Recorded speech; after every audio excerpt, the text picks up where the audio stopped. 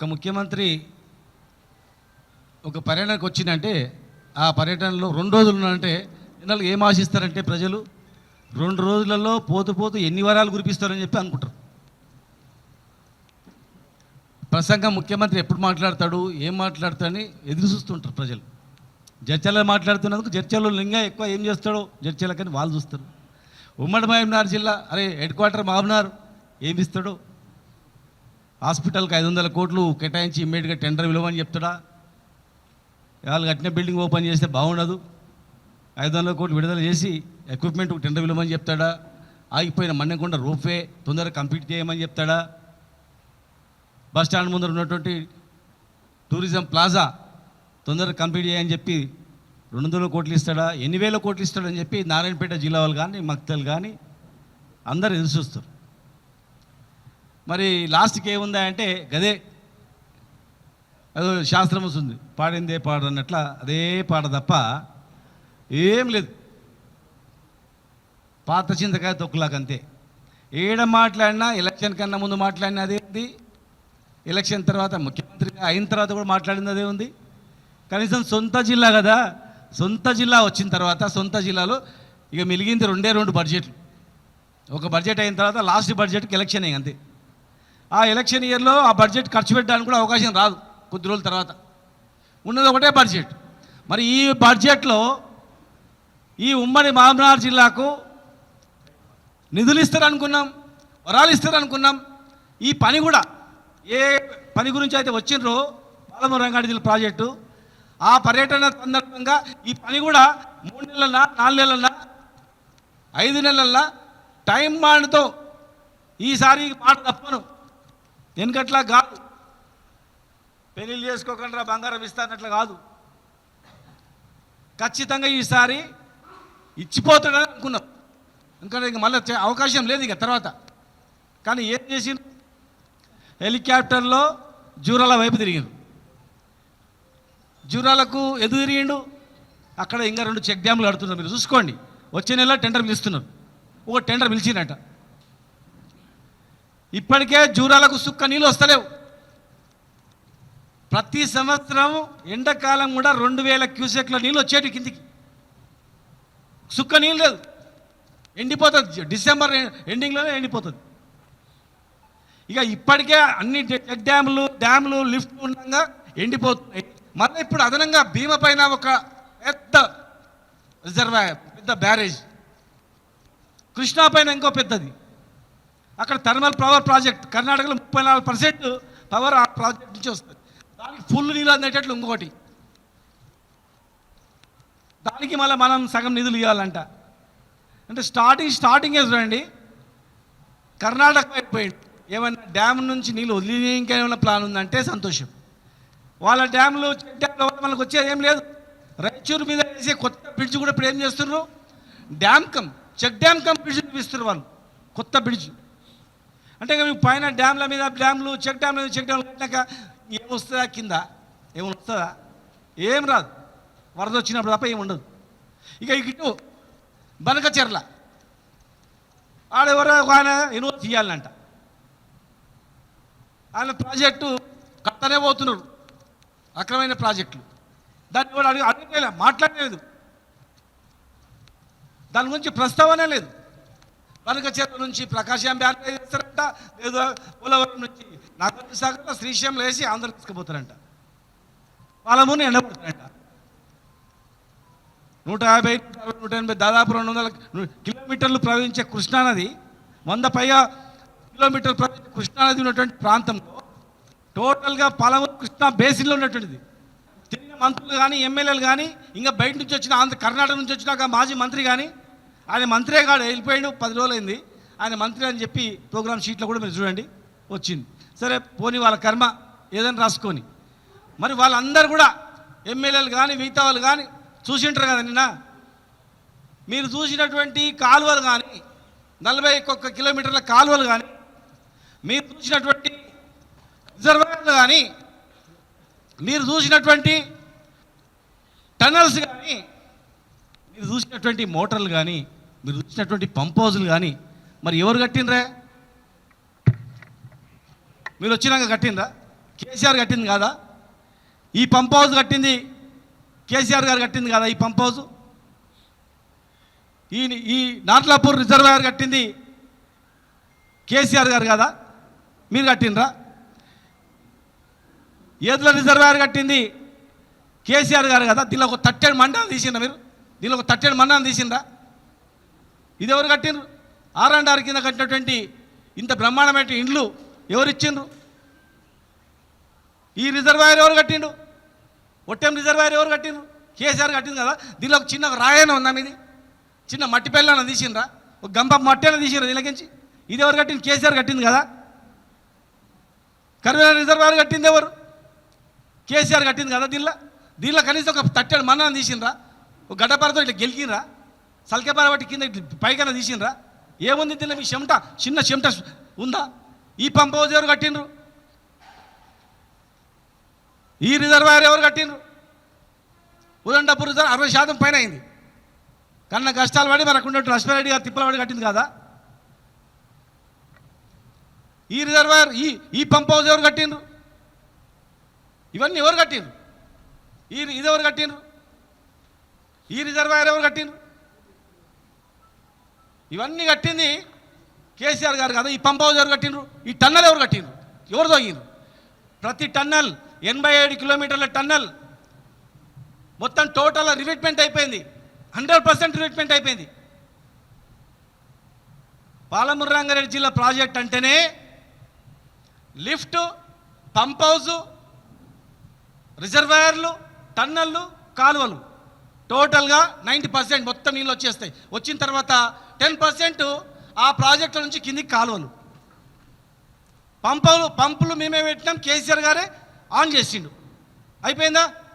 Pump హౌస్లో కావాల్సినటువంటి current power మొత్తం కూడా సబ్స్టేషన్లు ఏర్పాటు చేసిండు. 100% అయిపోయిందా? పంప్ హౌస్లు మొత్తం టోటల్గా 100% పంప్ హౌస్లు కేసీఆర్ గారు కట్టిండు. అది అయిపోయిందా? 87 కిలోమీటర్ల టన్నల్ అయిపోయింది. టోటల్ 87 కిలోమీటర్ల ప్రాజెక్ట్ మొత్తం కూడా 87 అయిపోయింది. 5 రిజర్వాయర్లు, 6వది లక్ష్మీదేవిపల్లి, అది తప్ప 5 రిజర్వాయర్లో ఉదండపూర్ తప్ప మిగతా 95% అయిపోయింది. టోటల్ ఈ ప్రాజెక్టుకు డిజైన్ చేసింది 45 కిలోమీటర్ల కాలువలు. 45 కిలోమీటర్ల కాలువలలో 41 కిలోమీటర్ కాలువలు అయిపోయినాయి. ఓన్లీ 2.5 కిలోమీటర్ల కాలువలు మాత్రం మిగిలినాయి.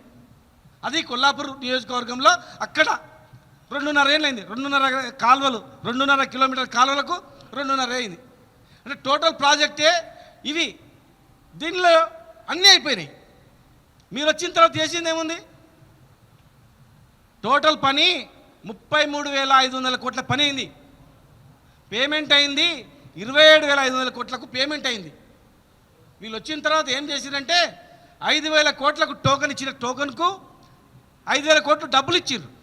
డబ్బులు ఇచ్చినంత మాత్రం మేము పని చేసినామంటే ఏమన్నా ఉందా? లెక్క ఉంది? అది వీళ్ళ ఖాతాలు వేసుకుంటే ఏమన్నా ఉందా? టోటల్ చేసింది. మీరు చేసింది ఏంటంటే కేసీఆర్ గారు, లక్ష్మారెడ్డి గారు, నిరంజన్ రెడ్డి గారు, మేమందరం కూడా ఉన్నటువంటి మాజీ ఎమ్మెల్యేలు అందరం కలిసి రేయి మగళ్ళు దాన్ని ప్రతి చెరువు నింపాలని చెప్పి కష్టపడి టైప్ డిజైన్ చేయించి ఎస్టిమేషన్ చేయించి టెండర్ కాల్ఫర్ చేసినాం. టెండర్ కాల్ఫర్ చేసిన తర్వాత పనులు స్టార్ట్ చేయాలి. ఎలక్షన్ కోడ్ వచ్చింది, ఆగిపోయింది. ఇవాళ జాప్యానికి కారణం మీరు. కాంగ్రెస్ పార్టీ కేసులు వేయించింది. ఆ రోజు కేసులు వేసినటువంటి నాగం జనార్దన్ రెడ్డి గారు ఇవన్నీ చూసి అని చెప్పి ఈ పార్టీలో జాయిన్ అవుతా అని చెప్పి మా పార్టీలో జాయిన్ అయ్యండి. ఇంత బ్రహ్మాండంగా కేసీఆర్ గారు జిల్లాను 12,50,000 ఎకరాలకు నీళ్ళు ఇచ్చేటువంటి ప్రాజెక్టును తీసుకొచ్చినాక ఇలా మనం అక్కడ ఎందుకు ఉండాలని చెప్పని మీరు కట్టినటువంటి అన్ని పెండింగ్ ప్రాజెక్టుల కింద 27,000 ఎకరాలకు మాత్రమే నీళ్ళు వచ్చేటి. 2014 కన్నా ముందు రీడిజైనింగ్ చేసిన తర్వాతనే నెట్టెంపాడు కానీ, భీమా కానీ, ఆర్డిఎస్ కెనాల్ కానీ, కేఎల్ఐ కానీ ఇవన్నీ చేసిన తర్వాతనే 10 లక్షల ఎకరాలకు నీళ్ళు ఇచ్చినాం. ప్రభుత్వంలో కదలిక వచ్చి మేము ప్రెస్ మీట్ పెట్టి పాదయాత్ర అనౌన్స్ చేసిన 2 రోజులకే ముఖ్యమంత్రి గారు సమీక్ష స్టార్ట్ చేయడం జరిగింది. మంత్రులు ప్రాజెక్టుల మీద తిరగడం జరిగింది. ఇవాళ క్లియర్గా నిన్నటి సమావేశంలో ముఖ్యమంత్రి గారు కానీ, మంత్రులు కానీ అందరూ కూడా ఒకటే మాట్లాడారు, పాదయాత్ర గురించి మాట్లాడారు. మీరు పాదయాత్ర చేస్తే ఏమవుతుంది పాదయాత్ర గురించి అని వాళ్ళే పాదయాత్ర గురించి మాట్లాడినంటేనే ఆ పాదయాత్రతోనే కదిలి వచ్చిందనేది ప్రజలందరికీ అర్థమైంది. క్లియర్గా మహబూబ్నగర్ జిల్లా ప్రజలందరూ కూడా చర్చ చేసుకుంటా ఉన్నారు. మరి బీఆర్ఎస్ పార్టీ నాయకులు పాదయాత్ర చేస్తామని అనౌన్స్ చేసిన తర్వాతనే కదలిక వచ్చిందనేది చాలా సంతోషం, మాకు కూడా సంతోషం అనిపించింది. ఒక ప్రధాన ప్రతిపక్ష పార్టీగా మా పాత్ర మేము నెరవేర్చినాం, మేము మాట్లాడినాం. మా మాట్లాడిన దానికి స్పందన వచ్చి మరి ముఖ్యమంత్రి గారు కూడా విజిట్ చేసి నిన్న మన 2 రోజులు సార్ ఇష్టం వచ్చిన మాటలు మాట్లాడి పోవడం జరిగింది. సార్ ఏదేమైనా నిన్న వాళ్ళు అనౌన్స్ చేశారు కాబట్టి 6 నెలల్లో కంప్లీట్ చేసిన ఒక ఆయన అన్నాడు, సంవత్సరం అని ఒక ఆయన అన్నాడు. సరే సంవత్సరంలో వాళ్ళు అన్నది కూడా ఇప్పుడున్న మేము ఏదైతే చేసిన దాన్ని కంప్లీట్ చేస్తా అన్నారు.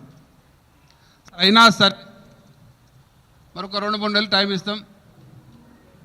పాదయాత్ర ప్రస్తుతానికి పెండింగ్ పెట్టి మరి వాళ్ళ స్పందన వచ్చింది కాబట్టి ఒక 2-3 నెలలు చూసి మరి మనం అనుకున్న ప్రకారం వాళ్ళు పనులు చేస్తే సంతోషం, మేము కూడా దాన్ని సమర్థిస్తాం. లేదంటే అప్పుడు మా కార్యాచరణ ప్రకటిస్తాం. కానీ మొత్తం మీద నిన్న ముఖ్యమంత్రి గారు కానీ మంత్రులు కానీ 2 రోజులు పర్యటన చేసి ఫైనల్గా భూత్పూర్లో ప్రెస్ మీట్లో కానీ జడ్చాలలో పబ్లిక్ మీటింగ్లో కానీ వాళ్ళ మాట్లాడిన మాటలు దాని అర్థమైతే వాళ్ళకు పూర్తిగా ప్రాజెక్టులు కంప్లీట్ చేయాలని చిత్తశుద్ధి ఉన్నట్టయితే కనిపించలేదు. నేను ముఖ్యమంత్రి గారి మాటల్లోనే క్లియర్గా ఏం చెప్పినంటే ఇప్పుడు ఏదైతే నార్లాపూర్ నుంచి ఉదండాపూర్ వరకు పని జరిగిందో ఆ పనిని మేము సంవత్సరంలో కంప్లీట్ చేస్తాం, మిగిలిన దాన్ని అంతే కదా అని చెప్పింది. మిగిలిన పనిని సంవత్సరంలో కంప్లీట్ చేస్తామని.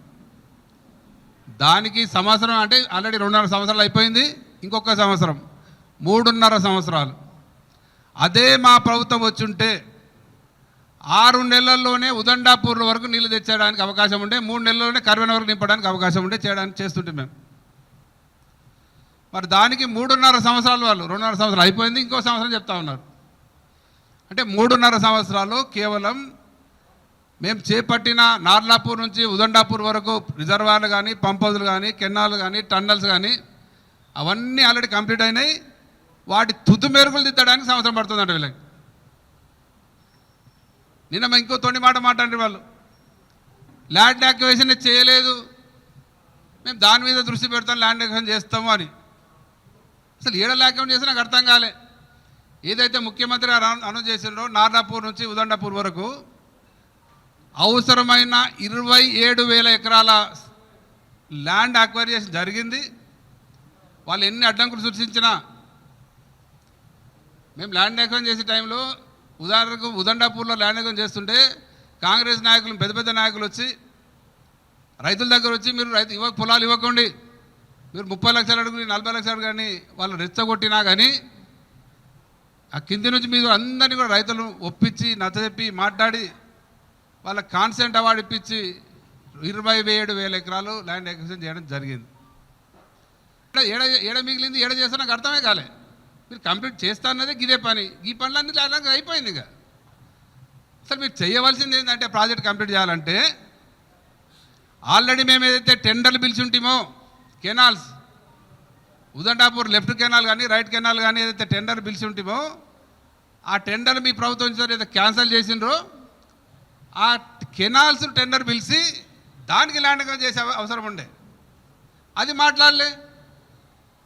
మరి ఈయన పాలమూరు రంగారెడ్డి ప్రాజెక్ట్ ఇంకేం చేస్తా అనేది మరి ఎవరికి అర్థం కాలే. ఈ రకంగా ఇక ముఖ్యమంత్రి గారు మాట్లాడే మాటలు వింటే మరి పాలమూరు జిల్లా ప్రజలైతే నమ్మకం పోయింది. అన్ని తొండి మాటలే, మళ్ళీ అదే మాటలు అదే కథ. స్పీచ్లో మొత్తం కేసీఆర్ గారి గురించి మాట్లాడే, కేసీఆర్ పేరు చేయడం 100 సార్లు కేసీఆర్ భజన చేయడం తప్ప చెప్పింది ఈ జిల్లాకు జిల్లా ప్రజలు ఎదురు చూసారు. ముఖ్యంగా మా జడ్చర్లలో సభ జరుగుతుంది కాబట్టి జడ్చర్ల ప్రజలు ఎదురు చూసిండ్రు. జడ్చర్ల కాన్స్టిట్యూన్సీ కానీ జడ్చర్ల పట్టణానికి కానీ నిధులు అనౌన్స్ చేస్తారు, ఏవో అనౌన్స్ జిల్లాకు లాభం అయితే అనుకున్నాం. ఏ ఒక్క ప్రకటన జరగలేదు. గత కేసీఆర్ గారు ఎంపీగా ఉండి ఈ జిల్లాకి ఏం చేయలేదు, 10 ఏళ్ళు నష్టం చేసిండని అసలు ఇది మాట్లాడితే అర్థం పర్థం ఉండాలి, కొంచెం సిగ్గుచరం కూడా ఉండాలి. ఎందుకంటే మా ప్రభుత్వం 10 సంవత్సరాలు కాదు, మా ప్రభుత్వం ఉన్నది 9.5 సంవత్సరాలు. 9.5 సంవత్సరాల్లో 2 సంవత్సరాలు కరోనా, మధ్యాహ్నం వల్ల డిమానిటైజేషన్, ఇవన్నీ ఇంకోటి ఫస్ట్ 6 నెలలు దానికి సరిపోయింది మనం సెటిల్ చేసుకోవాలి. గవర్నమెంట్ తెలంగాణ రాష్ట్రం ఏర్పడి దాన్ని కుదరడానికే ఒక 6 నెలలు పడుతుంది. 6 నెలలు దానికి పోయి 2 నెలలు దీనికి పోయి మిగిలింది ఎంత 7 సంవత్సరాలు. 7 సంవత్సరాల్లో మహబూబ్నగర్ జిల్లాలో ఎంత చేయాలనో అంత చేసినాం. మీ దరిద్రం గత 70 ఏళ్ల పాలనలో ఈ మహబూబ్నగర్ జిల్లాకు మీరు చేసినది ఏంటంటే, మీరు చేసిన పేరు ఏంటంటే వెనుకబడిన జిల్లా, వలసల జిల్లా. మా ప్రాజెక్టుల పేర్లు పెండింగ్ ప్రాజెక్టులు, ఎప్పుడు చూసినా పెండింగ్ ప్రాజెక్టులు. మరి మీరు చేతగాని దద్దమ్మలు, కల్వకుర్తి కావచ్చు, భీమా కావచ్చు, మిగతా ప్రాజెక్టులు అన్నీ కూడా సగం చేసి వదిలిపెట్టేస్తే, మా ప్రభుత్వం వచ్చిన తర్వాత వెంబడి పడి రాత్రింబావులు ఉండి, అప్పుడు మా ఇరిగేషన్ మంత్రి హరీష్ రావు గారు ప్రాజెక్టుల దగ్గర పడుకొని మేమందరం ఆ ప్రాజెక్టులన్నీ కంప్లీట్ చేసి, మీ టైంలో కేవలం 27,000 ఎకరాలకే నీ సాగునీరు ఉండే. ఉమ్మడి మహబూబ్నగర్ జిల్లాలో వాళ్ళు ఇచ్చింది మొత్తం కూడా ఆ టైంకు 2014 వరకు 27,000 ఎకరాలకు మాత్రమే. దాని తర్వాత మా 9.5 సంవత్సరాల్లో 6.5 లక్షల ఎకరాలకు నీళ్ళు అందించడం జరిగింది. వలసల జిల్లాగా పేర్పడ్డ మహబూబ్నగర్ జిల్లాకు గతంలో మీరు ఘనంగా మొత్తం దేశంలోనే వెనుకబడ్డ జిల్లాలో ఇదొక జిల్లా. ఆంధ్రప్రదేశ్లో ఏదైనా బీద జిల్లాను చూపించాలంటే, అప్పులు తెచ్చుకోవాలంటే, లోన్ తెచ్చుకోవాలంటే ప్రపంచ బ్యాంక్ అధికారులు తెచ్చి మహబూబ్నగర్ జిల్లా దరిద్రాన్ని చూపించేది. గంత దరిద్రంగా ఈ జిల్లాను మీరు నాశనం చేస్తే ఇలా ఈ జిల్లా పచ్చబడ్డది. మా గవర్నమెంట్లో కేసీఆర్ గారు ఆధ్వర్యంలో, కేసీఆర్ గారు ఆయన ఈ జిల్లా మీద ప్రేమతోని ఈ ప్రాంతం నుంచి ఎంపీగా గెలిచి తెలంగాణ రాష్ట్రం సాధించని ఒక ఆలోచనతో రాష్ట్రం మొత్తంలో ఈ జిల్లాకే ప్రాధాన్యత ఇవ్వాలి, ఈ జిల్లాను బాగు చేయాలనే ఉద్దేశంతో మరి ఈ జిల్లాకి అధిక ప్రాధాన్యత ఇవ్వడం జరిగింది.